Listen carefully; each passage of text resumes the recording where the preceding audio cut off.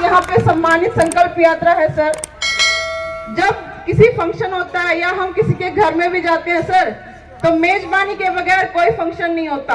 अगर मेजबान नहीं है तो फंक्शन नहीं है।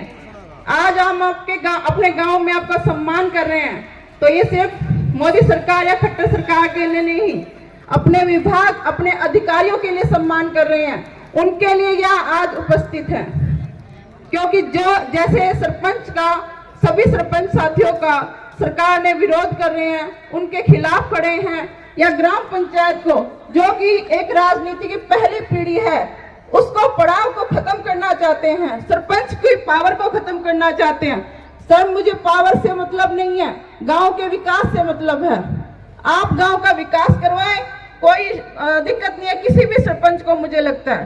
तो आज फिर मैं अपनी समस्याएं मीडिया के माध्यम से और आप सभी विभागों, अधिकारियों के माध्यम से आपके समक्ष रख रही हूं, और उम्मीद करती हूं कि ये पूरी हो और गांव का विकास, एक संकल्प भारत का विकास वो हो।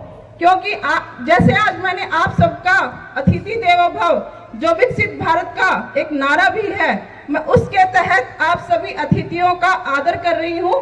तो उसी तरह एक सरपंच, एक ग्राम पंचायत का भी उसी तरह आदर और सम्मान होना चाहिए। उसकी हर बात को मद्देनजर रखो और उस पर सोच विचार करके उसकी हर मांग को पूरा करो जो विकास में है। एक बारी मैडम दोबारा समस्या बताना जो है। मैं अपनी मांग फिर से आज आपके माध्यम से सरकार तक पहुंचाना चाहूंगी। सबसे पहले है फिरनी, मेरे गांव की जो फिरनी है वो पक्की हो, गांव की नालियां और गलियां पक्की हो, जो कि काफी खराब हालत में है। पार्क, किसी हमारे गांव में कोई भी ऐसा पार्क नहीं है जहां पे बच्चे या बूढ़े जाकर अपने स्वास्थ्य के लिए कुछ खेल कूद सके, या गांव के बुजुर्ग वहां पर बैठ सके। ग्राम सचिवालय नहीं है, आप सबने भी देखा है कि हमारे गांव में कोई ग्राम सचिवालय नहीं है, पंचायत भवन नहीं है, या कोई भी ऐसा स्थान नहीं है जहां पे हम किसी भी तरह का एक सामूहिक कार्यक्रम कर सके।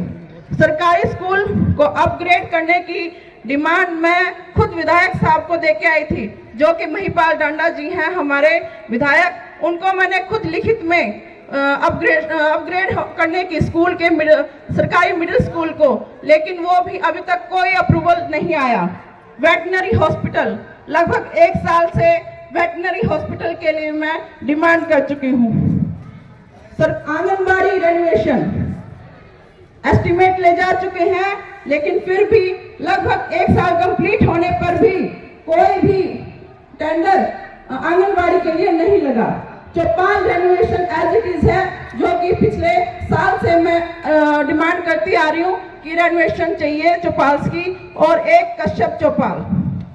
नेक्स्ट है खेतों के रास्ते जो कि कच्चे हैं, उनकी मांग पक्का करवाने की मैं कर रही हूँ। और जितने भी बीपीएल कार्ड कट गए हैं, ये बीपीएल कार्ड धारक इनको बहुत ज्यादा परेशानी है, क्योंकि जिनके कार्ड कट चुके हैं उनको राशन नहीं मिल रहा, और बीपीएल कार्ड राशन की समस्या भी बहुत ज्यादा है।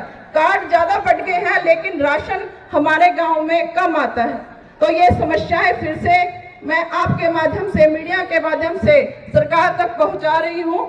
उम्मीद करती हूं कि आप इन मांगों को पूरा करें, और मेरे गांव, और एक गांव का विकास होगा तो सर विकसित भारत होगा। अगर गांव का विकास नहीं है किसी, तो ये विकसित भारत और संकल्प यात्रा बेकार है। तो उम्मीद करूंगी मोदी सरकार और खट्टर सरकार से कि इस संकल्प यात्रा को एक जेन्युइन संकल्प यात्रा बनाइए, ना कि सिर्फ एक पॉलिटिकल एजेंडा बनाइए। सर, उम्मीद है मेरी यही सरकार इस अपील को मानेगी। धन्यवाद करते हुए उपस्थित सभी साथियों को, गाँव वासियों को और मुख्य अतिथि को जय हिंद, जय भारत। ई टेंडरिंग में बोले थे, क्या था उसके बारे में बताओ, क्या था? दोबारा एक बार बोल दो। अरे एक मिनट। हाँ सर, ई टेंडरिंग की बात जानना चाह रहे हैं हमारे मीडिया महोदय कि भाई ई टेंडरिंग में क्या समस्या है। सर, ई टेंडरिंग में समस्या ये है कि जब भी कोई टेंडर लगता है, उसका 1 साल के लगभग मैंने टेंडर लगवा बता चुकी हूँ, ना ही उसको कोई टेंडर लगा है, ना ही कोई एस्टिमेट बना है उसका। और एक जब वो इसलिए प्रॉब्लम ये है कि सरकार ने लागू पहले करते हैं, उनके पास सोर्सेज नहीं होते, इम्प्लीमेंट नहीं होता उनके पास ये सोर्सेज नहीं है कि वो हर गांव के समस्या या रेजुलेशन को ले सके, जिससे वो जो भी रेजुलेशन है, जो भी समस्या है गांव की, उसमें कंटिन्यू जो है वो काम कर सके। क्योंकि टेंडर जो भी सरकार लगाती है वो एक कोटेशन के हिसाब से लगाती है। लाइक मैंने पंचायत भवन बनवा लिया, सरकार ने रख दी 10 लाख कोटेशन, लेकिन उसमें क्या होता है सर कि जो भी कम कोटेशन देगा उसके पास वो टेंडर जाएगा, और उसमें जो कम कोटेशन देगा, हर इंसान अपना जो है दाल रोटी का गुजारा करना चाहता है, तो उसमें वो माल जो है घटिया लगाएगा। और यही प्रॉब्लम मैंने फेस भी करी है, और बाकी जितने भी ग्राम पंचायत है सबके पास यही समस्याएं हैं, और इसीलिए कोई ई टेंडर नहीं लग रहा है, क्योंकि वहाँ पे अधिकारी नहीं है इस टेंडर को उठाने के लिए या उस पोर्टल पे काम करने के लिए।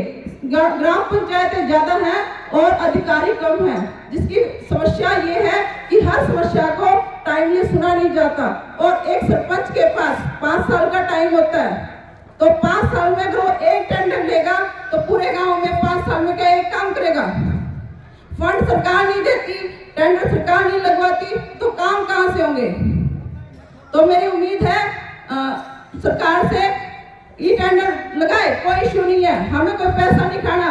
जो ये बार बार कर रहे हैं सरपंच ने पैसा खाया, कोई पैसे खाने की उम्मीद नहीं है सर, लेकिन आप काम करवाएं, गांव में ग्रांट दें, हर गांव में ग्राम सचिवालय, पंचायत भवन, स्कूल, आंगनबाड़ी, पार्क, ये हर गांव में बेसिक नीड है, हर नागरिक की एक बेसिक नीड है।